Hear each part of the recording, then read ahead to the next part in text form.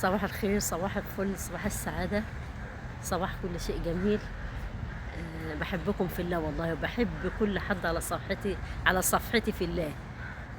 طبعا جروب الخطبة تعود، والله في ناس بتتجوز عن طريقنا بفضل الله والله، وفي ناس ما بنعلنش عنها، وفي ناس بترفض الإعلان خالص، في ناس بترفض حتى الحروف.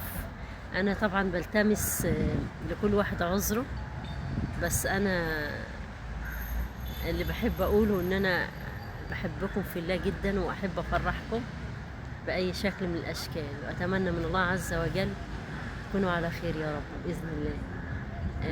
وبحب أي حد على صفحتي لوجه الله، بحبكم في الله. طبعا في مواقف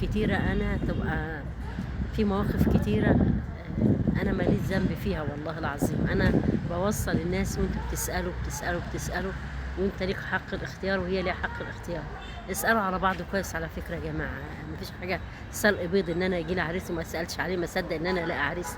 ما ينفعش، لازم اسأل مرة واثنين وعشرة، اسأل في شغله، في بيته، في جيرانه، تعامله.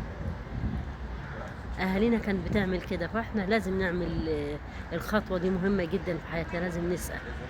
المهم كل سنة وانتم طيبين، وكل سنة وانتم بخير. بحبكم في الله.